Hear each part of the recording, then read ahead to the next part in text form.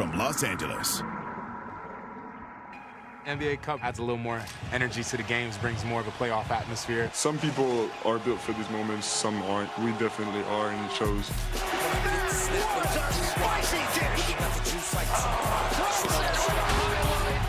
The New York Knicks are NBA Cup champions.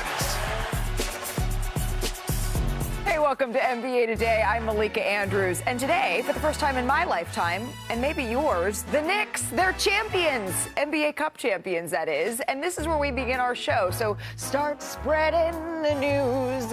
There's orange and blue skies. I can't sing, but I do know this. Winning the Cup, the Knicks players, they take home a pretty penny, over $530,000 each. Well, every member of the Spurs, they're going to get $212,000 as the bonus of being the runner-ups here. And I know that that is a whole lot of llamas. So the cards are on the table. Let's head to Las Vegas, Shanae Perk, because this is the best NBA Cup Finals game that I think we have gotten yet here. We're going to pick this one up with all the theatrics mid in the first quarter. Watch us play from Karl Anthony Towns here, because you can see he gets trapped. He's watching. He spots OG Anunoby. Look at this dime. I was shocked he was able to find the vision. You said, you know, earlier, Jokic-esque pass. I like that. I like that term. And around Wemby. Like, being able to make that pass around a 7'7" alien is crucial, but... This play got me out of my seat well, this here. Is where you say, clear the way for the Pineapple Express. Yes! Again, another assist by Stephon Castle. 12 on the night, but Fazell went snatched the screws out the rim. Well, Anunoby got dunked on there. He kept the Knicks in it, really, in the first half. He had 20 points, Shanae, on 8 of 10 shooting. This is his only 20-point half of the season. The Knicks trailed by 2 at the break. When you have a big game, he shows up in a big way because he is a big guard. Physicality, knockdown shots, he was clean last night. Well, big, how about huge? Vassell finds Victor Wembanyama. Hey, reverse. This was sick. Off the vert, with someone in front of you, I'm just going to catch it. Did you try to do that when you watched that? I was like, I tried to do it in my on my couch last night. Jalen Brunson taking it all the way. Oh, clean snap. Come here. But know this, the Knicks, they still trailed by 5, right, entering the fourth quarter. And entering Tuesday night, New York 0-7 on the season when trailing through 3 quarters. But experience here, it matters. In the fourth quarter, the Knicks bench would step up here. Mitchell Robinson finds Jordan Clarkson. Yakum hits the 3 there. And then the next Knicks possession here, Anunoby can't get it to go.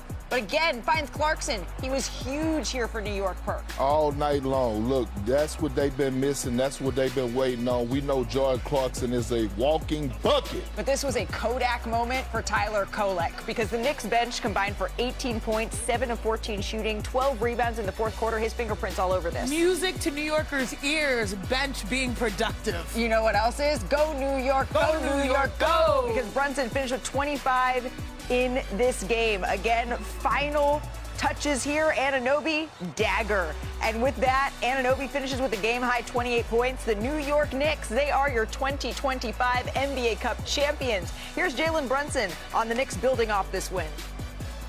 A game like this, an environment like this, you don't really see around the NBA too often. And so we got to take advantage of the experience that we got here. And those guys will. And but I think most importantly from all of us is that the way we stuck together. For us to be in a position to say that we won and we're the champions, and to have this dope-ass shirt on with the Knicks saying champions is a humbling and an honor. It was a great win by our guys for a lot of different reasons.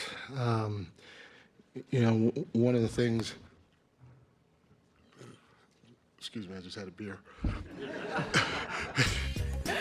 Go crazy, Mike Brown, because it's not exactly an NBA championship, but it is the first time that the Knicks have won an NBA title of any kind since winning the 1973 NBA Finals. And this was a tremendous win for the New York Knicks here.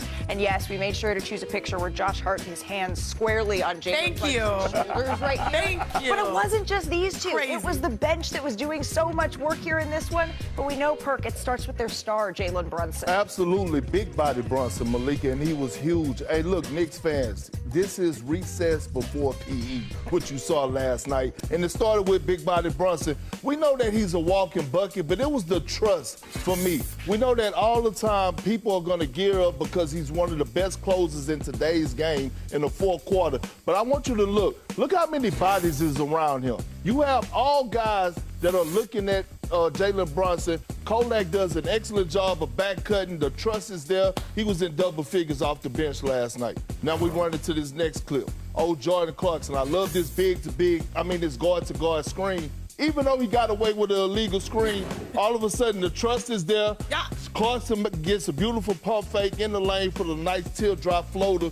But that's the trust, put them up 5 in a crucial point. But that's what you need. If the Knicks are trying to go win a championship, yes, it's going to be led by Big Body Brunson, as you can see, leads the team with 31.5 points over the last 6 games, a little over 6 assists in the last 6 games, span MVP caliber. But also, Jalen Brunson, he can't do bad all by himself if he's not only trying to win an NBA Cup championship, which you check off, but also an NBA championship. You need someone that's committed to making the winning plays. Insert OG Anunoby.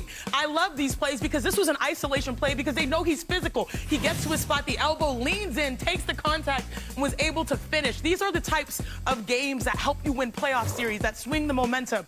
On this, talk about the ball swinging. Kolek attacks. Corner 3, he had 28 on the night. He had 3 corner 3s. These are automatic. These are layups to him, especially in moments like this.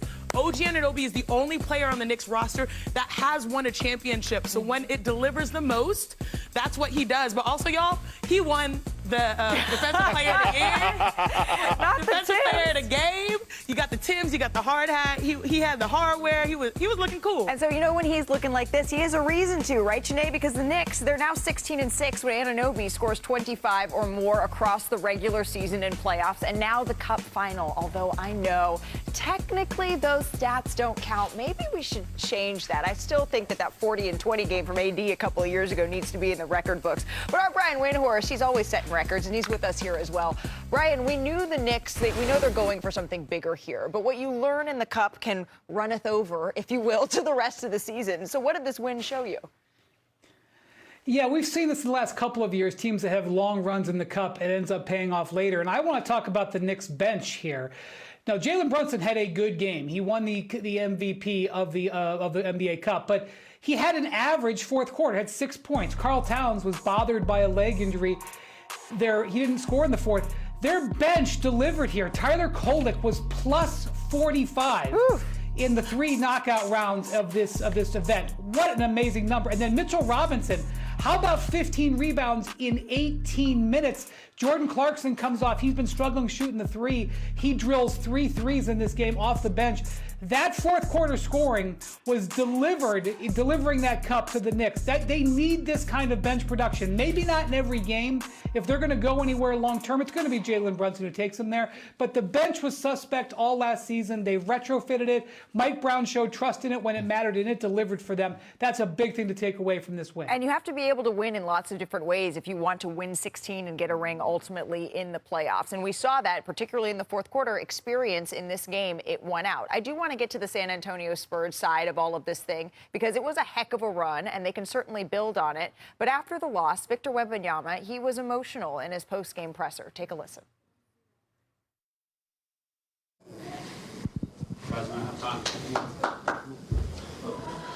Sorry, I lost somebody today.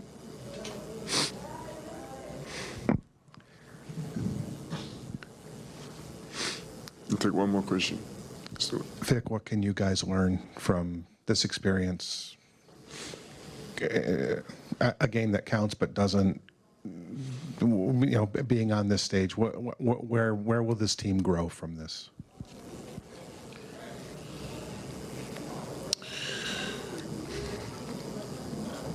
I guess it's the best practice for important games because it's of course our focus is already on the playoffs, and it's the biggest time. Playoffs are going to be the biggest time of the year, so I guess it's good that we got this experience today. So our Michael C. Wright reported that earlier on Tuesday, Victor had learned that he'd lost his grandmother. So certainly our thoughts are with the entire Wembanyama family, and I commend him for speaking to reporters through what was clearly a really, really tough time for him. On the floor, though, it was such a treat to watch Victor Wembanyama and see this Vegas run really through his eyes here, Shanae. Honestly, every day that we have the privilege of experiencing Victor Webbanyama, I get more and more impressed with him. Yeah. For how he conducted himself throughout that game, given the personal adversity he was going through, but also how he never runs from the smoke. He was out for 29 days, came back in the Cup semis versus the Thunder, who many people thought were unbeatable, and he has this unwavering belief that he should win every game, and that belief is now contagious because now the San Antonio Spurs, despite the loss in the final, they have the best collection of young talent in the NBA. Back-to-back Rookies of the Year, #2 pick in Dylan Harper. They are 4th in the West. They are ahead of schedule, but honestly, it feels right on time with what Victor Wembanyama is able to do. Every day, he's a joy, he's a delight, and I do love how he conducts himself. And where have you been all our lives?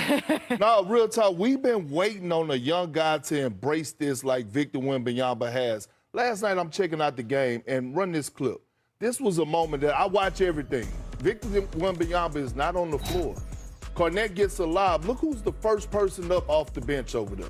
Right? This is the guy that should be starting. This is the championship. See, like, the fans, they don't understand stuff like this. Yes. When you see a guy off the bench. This is called leadership. Yes. This is being young with an old soul, baby. And if I'm the Spurs, I'm walking away from this and I'm feeling great. That was a great loss and a great moment for the San Antonio Spurs because they're going to build from this. They're going to walk into the film room, and if you're the head coach of the Spurs, you should be excited about watching film on this game. Yeah, and when you're looking at this, Brian, I mean, Victor was also on a minutes restriction in this game, so he wasn't really able to fully unleash everything that we've grown accustomed to seeing from Victor.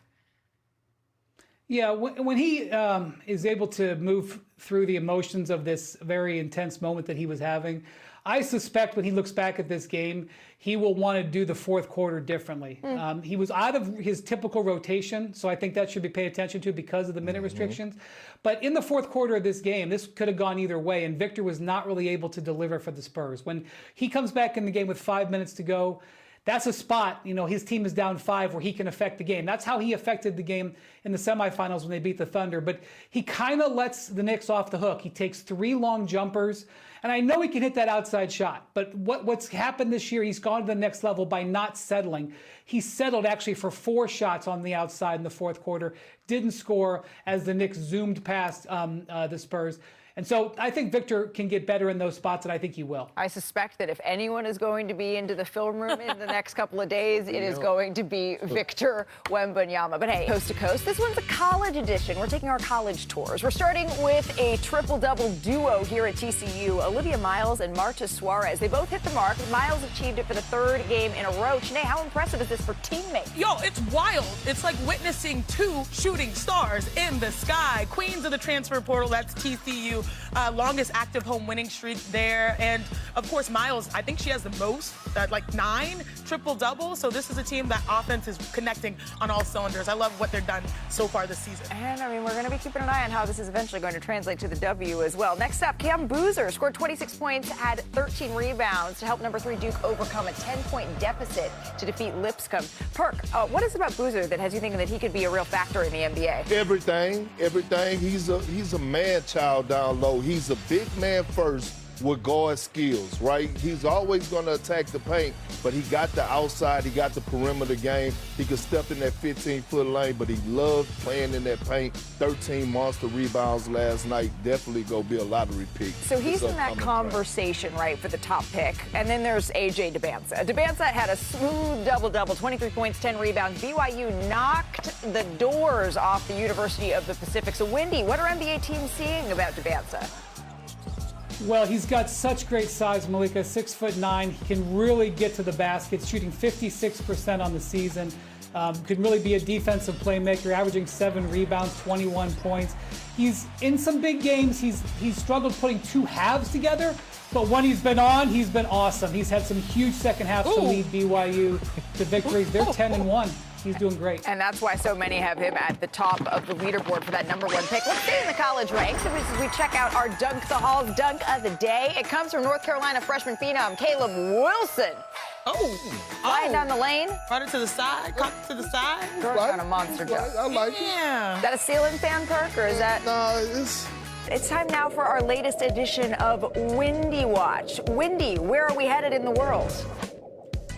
I like to start in Miami in December. I don't know about you, Malika. Now, Adam Silver said last night, he talked before the game, and the Heat are struggling on the court right now. Off the court, they've been hoping to get some relief on the Terry Rozier situation. They were not made aware that there was an investigation into his actions when they traded for him 2 years ago, and they're hoping that the NBA might be willing to give them some sort of relief there. Adam Silver said it's an unprecedented situation, and he's seeking input from other teams on what to do. I don't think that they love that. In Memphis, I want to talk about the Grizzlies turning some things around despite a bunch of injury problems. They go into tonight's game against the Grizzlies, winners of 6 of their last 8 games. They're getting terrific offensive production from Cam Spencer, who's shooting 67% on threes in his last 5 games. Unfortunately, he is out tonight due to personal reasons. John Morant is questionable with an injury, but Jaren Jackson Jr. coming off one of his best games of the season. The Grizzlies turning things around after a rough start early this season. Malika, let me ask you, who's the hottest team in the Western Conference? That would be the Denver Nuggets, now that the Thunder have actually lost a game. They've won 5 games in a row. Have you been watching some of the numbers that Jokic and Jamal Murray have been putting up? They both had triple-doubles the other night against a huge win, an overtime win against the Rockets. Jokic has been playing awesome. They have won 5 games in a row. Sneaky big game tomorrow night in Denver to start the post-Cup action. The Orlando Magic visit the Mile High City. And let's stop in LA. I wish there was better news for the Clippers.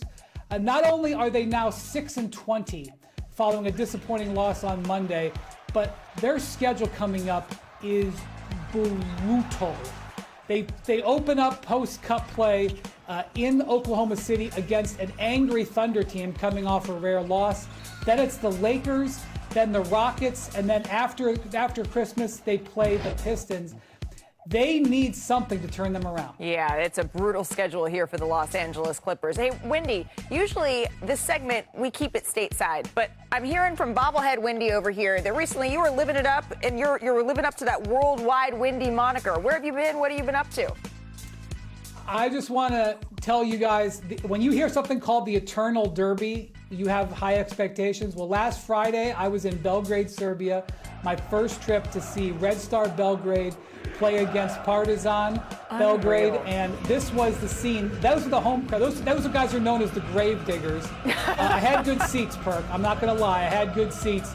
Crazy experience, top 3 basketball experience of my life. The game came down to the final seconds. Partizan pulled the upset. The intensity in that building, the smoke in that building, the objects being thrown from the stands, the explosive devices were amazing. I loved every second of it. See, everyone on the wall in the Intuit Dome, take note, because that is the type of energy that we're talking about. You wonder why a Nikola Jokic say he's not fazed by any sort of environment in the NBA. When you see something like that, we gotta go. Too. We gotta go. Doncic as well. Well, call me a hater. I don't care, Wendy. You know why? Because I didn't get the invite. I didn't get the invite. Damn it, I saw you before you left. You ain't tell me a damn thing. I think we all need to pull up. This is what this is telling me. I'd be happy to have you, Perk. Adding this to the bucket list. Wendy, we are glad you were back, but that looked like a heck of an experience. All right, that is Wendy with weather. Now to Chene with sports. Still to come on plans to celebrate this in Madison Square Garden. Malika, the Knicks will become the first team in 3 years of the NBA Cup's existence not to raise a championship banner. They have decided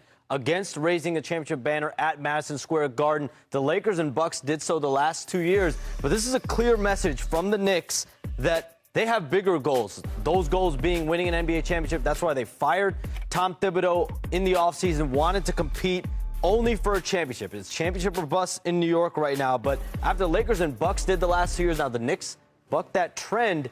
It is interesting to see, will this set somewhat of a precedent moving forward with teams now deciding whether they're going to raise the championship banner for the NBA Cup or not? You're giving me a look. And who are the Knicks? I mean, the last time they hung a banner, Moby Dick was a goldfish. And you have the audacity to reject something. Like this don't mean anything. And this is a bad look. This is a bad look for the league, and it's a bad look on the Knicks because we all have to get on the same page. The in-season tournament has been a success. I believe Adam Silver is the best commissioner in sports. I stand on that. And so when you think about what you've done, you think about the Lakers, the Bucks embracing that moment, hanging a banner, then the Knicks to come in and deny and say they're not going to hang a banner. I get it. you want to win a championship. Everybody want to win a championship, but damn it, you got to reach the smaller goals to get to the bigger goal. This is a smaller step. Embrace it, damn it, and go hang the damn banner. Who are they to be turning something down? So the Lakers hung a banner, the Bucks hung a banner, and now the New York Knicks are not going to hang this banner. You're not the only one, Perk, that has an issue with this. Brian, I'm curious how you feel about this. Yeah, I think Jeannie Buss really set up an important standard when the Lakers were the first winner of it. The Lakers have 17 banners. They don't have to hang anything. They've got statues all outside Crypto.com arena for their great players. Mm-hmm. They set the standard that winning this should mean something. And by the way, it's not just for now. This is going to be around for a long time into the future, probably decades into the future. And there's going to come a time when you're going to want to have had the Cup banners up there and to be on the right side of history. And it's not unusual, I guess, because Jim Dolan, the Knicks owner, has routinely gone against the grain of the other owners in the league. But I suspect he would be against the grain here. I think any of the other 29 teams that would have won last night would hang that banner. Even if it feels awkward and new, it's about embracing something and celebrating something, especially for a team that's had very little to celebrate. So you know what's interesting? I kind of felt differently when I heard the news. Yeah. I'm not going to lie. I'm going to be honest here. I was like, I kind of respect it. This is very New York. They're going to win it the hard way. Mm-hmm. They feel like they have an opportunity to come out of the East. They have the second best offense in the NBA. They have a team that showed up when it mattered most in this preliminary step. I do think they should have hung the banner because I think people understand what that banner is. It's not the end-all, be-all. Sure. But I can sort of understand that New York likes to be different. They stand 10 toes down on what they want. So I wasn't mad at it. I respected it because they are so fully driven on getting a championship. But y'all know what's on the other side there? Yeah. OKC. What's over there? The Denver Nuggets. Like, you might want to celebrate now. You never know. There's nothing wrong with a little bit of joy. There's nothing wrong with a little bit of joy right now. I'm sure they're going to celebrate on Friday, but to Janae's point, they want to go win a championship. They're all in on that. Yeah, that winning a championship is the important thing here for the New York Knicks. Maybe they hang a banner like across the arena from the rest of it. All right, as for the losing side of this, I still think the future is so bright here. Let's take a look at today's thread post. Quote, my biggest takeaway from the Emirates NBA Cup is that San Antonio, they have what it takes to be a playoff contender. They didn't win tonight, but their chemistry, their hunger, their hustle, they were on full display. Their youth showed it down the stretch. But this game will be a teachable moment. Shanae, what say you? Yeah, totally agree. The kid, was it Goey? I think that's what it was. Yeah, no, I actually am very thoroughly impressed with San Antonio. When Wemby is at full strength, being able to play a full game, I feel like that outcome could have looked very different. That competed toe-to-toe, like we said in the semifinals, with the Thunder, and they were fearless. So overall, I like the direction that the Spurs are heading. I think this throughout the semifinals and the championship, it made me a believer that the Spurs are legit title contenders. They're legit They're legit title contenders. The perimeter play that they have, we know who Victor is. Like, I'm not going to sit up here and go crazy over those spot minutes that he played last night and downplay that he didn't have the fourth quarter that we wanted him to have. That is hard for a player to do, come in those minutes and going through what he was going through. That damn Stephon Castle, when you talk about two-way players, when you talk about that old soul and Dylan Harper, this team is for real. Really quick. And they're committed, huh? Really quick. They took down the Thunder once. You think they can do that 4 times? I'm just saying, no, I don't believe no one can take down the Thunder. But I will say this, I'm not going to just say if they match up with the Houston. Is the Houston Rockets? Why are you doing this? Are the Houston Rockets legit title contenders? Yes. Okay, if they are, then I believe the San Antonio Did you hear the question mark in her voice at the yes? I do think that what the San Antonio Spurs showed is that this is a nucleus and a core. It may be part of that second tier. Thunder, Nuggets, if you all want to get in on this, what Perk is saying about them being title contenders, don't forget to join the conversation. You can go on Threads. You can scan that QR code. Jump in on that conversation. But let's stick with the NBA Cup at large here because it's been a success, as Perk said, for the league. I think this competitively was the best semifinals and final that we've seen over the last 3 years. But Shams, the league may be making a change again because we know the venue isn't under contract for the next year. What could be coming down the pipeline here? Look, the NBA has Duke and Cameron Indoor Stadium in Durham, North Carolina, as among their strong options as a Cup championship game host, potentially as soon as 2026. And so as the league explores outside of Las Vegas, could there be a high-level college program like Duke to host a game? So imagine in December having the NBA Cup championship game among the crazies at Duke there, in North Carolina. I'm not mad at that. I'm not mad at that because I wasn't at the arena, but watching from the TV, the crowd didn't look, 9,000 seats, right? No. But what I'm Cameron saying Indoor. is the energy. I didn't feel the energy. Like Sitting there, I did. I didn't feel it at 5 o'clock in Vegas, but I felt it by. I saw the competitive, like on the floor. Yeah. But I didn't feel the energy from the stands. I did in the stands, just not at 5 o'clock. Vegas is too early of a town for the 5 o'clock. By 6 o'clock, I was feeling it, Perk. The crowd was turned up here. So the Cameron Indoor could be a place that we see here for future NBA Cup games. Shanae, I hope you have a coat because I guess we could be headed east here. Now that the NBA Cup is in the rear view, guys, it's already that time. It's already time for fans to get started on voting for All-Star. It opened earlier this morning, so you have until January the 14th to have your voice be heard. This season's All-Star game, it's going to be right here in Los Angeles. The Clippers will be hosting. The best moment of the year for them. Okay, yes, the Intuit Dome is going to be the venue on February the 15th. Giannis led the fan voting last season, so Shanae, who can we see leading it this year? Ooh, I'm not sure. Who could be out there? I mean, if LaMelo stays healthy, the kids love Melo. He was named the MVP of the NBA Cup, and he joins LeBron and Giannis as the only players to receive that honor. He led the Knicks to the Cup title. He scored over 33 a game across all NBA Cup games. And head coach Mike Brown, he's saying that Brunson deserves even more recognition. Take a listen. Obviously, the MVP is Jalen, and I hope now on this stage, you guys when you start talking about MVP candidates, his name is one of the first to come out your mouth, because on this stage, to go get it done while winning, is what, in my opinion, an MVP is about. So you guys do your job.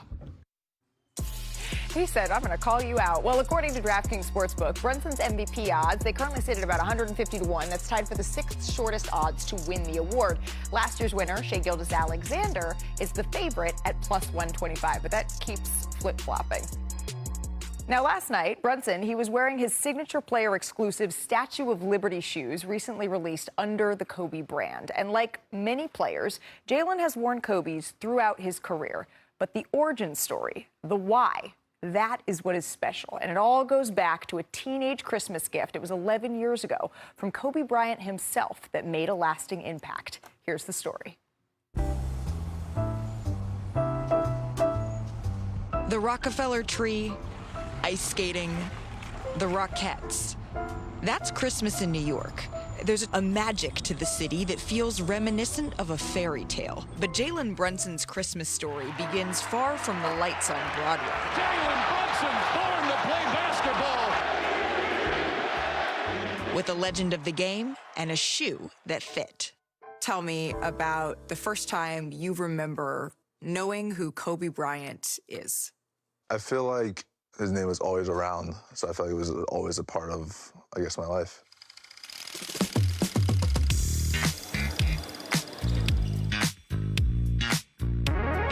My mom and Kobe's sister Shreya were teammates. They played volleyball together at Temple University. We became roommates, and that's how I got to meet her little brother, who just was always with the basketball, always coming to visit, and wanting to get on the court to play with the college players. He was just Shreya's little brother. Sandra would eventually marry her college sweetheart, Temple basketball player Rick Brunson. And the Brunson and Bryant families stayed close. The Brunsons moved to Chicago in 2010, where Rick was hired as an assistant coach for the Bulls. And people quickly learned the name of his 14-year-old son, Jalen. There was rumbles that coach for the Bulls had this kid coming in, and all the kids were, oh, he's really good. Connor, you have competition. I'm sitting there like, well, we'll see. One Sunday, there's a fall league full package. He came in and dropped 35 points. I busted his ass. Kicked his ass. Brunson for three for the corner. He got it. Jalen starred at Stevenson High School in the suburbs of Chicago. His senior year in 2014, Stevenson was competing in a prestigious holiday tournament, but had Christmas Day off. So Jalen and his mom decided to go to the Bulls game. The United Center welcoming another capacity crowd on a 40-degree Christmas night. Kobe Bryant will not play tonight because of overall soreness. The Lakers were playing in Chicago for Christmas, and unfortunately, Kobe did not play. kind of bummed or whatever, but then it's post-game, behind the scenes in the back way of the United Center, and then Kobe comes out. I just remember him walking down the hallway. As a teenager, you're trying to keep your cool. So I said hi, shook his hand or whatever. And Kobe said something that to this day I will never forget. And that's when he said, "Why work if you don't want to be the best?" That quote will sit with me forever.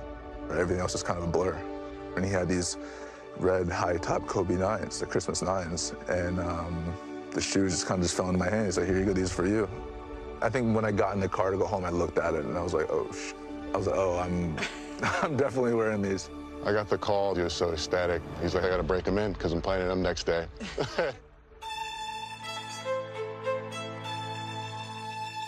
That next day was the semifinals of the Proviso West Holiday Tournament. The Stevenson Patriots won a season in that final. We had a team rule. We weren't really supposed to wear non-team colored shoes. We were green and gold. I was like, I'm wearing these red shoes. Like, there's nothing that's going to stop me. And nothing did. Wearing Kobe's Christmas 9s, Jalen racked up 16 points, 7 assists, 6 rebounds in the semifinal, and then 27 points, 6 assists in the championship game. You just feel some type of way when you're wearing a shoe like that. I feel like it gives you extra confidence boost when you see people looking at your shoes and you're like, "Oh, he has those on," or "What are those? Like, those are hot." Stevenson won the championship, and Jalen won the tournament MVP. Played well. I played pretty well. It's got to be the shoes. It's definitely the shoes. It's definitely the shoes. And ever since, there have been plenty of those special basketball moments. Jalen Brunson buries it! But this Christmas tale is still being written, as this season Brunson gets his own shoe release under Kobe's brand. This is kind of like an ode to New York, one of the most iconic symbols, Statue of Liberty. And so really wanted to kind of say thank you to the brand and also say thank you to New York. It's like a full circle moment, especially when talking about those sneakers from the Christmas Day game. Kobe, did he ever know about the performance you had in those shoes? I don't think so. I would probably say no. Damn, yeah. At that time, you're not thinking anything of it. Knowing what we know now, I would 1,000% would make sure he would have known. Yeah.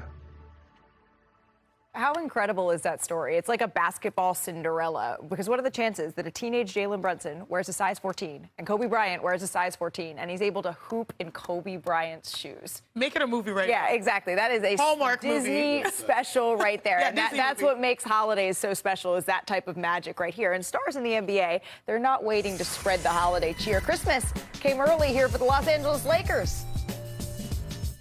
Luca you have something for us, right? What we got? Christmas gift. Oh, we have a Christmas gift. Where are those Christmas gifts located? I think we need to go out. Yeah, we got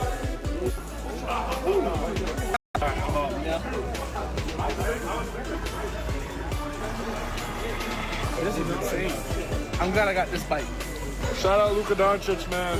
This is awesome. If I had this as a kid, I'd be one happy kid. Luka got us this? So Santa Perk getting us the Bugattis? What we getting? Yeah. I'm not buying gifts. I'm not buying gifts this year. It's not about gifts. Well, Santa Chene has already delivered, so Marset, you're getting some coal in your stocking. Hey, coming up here, though.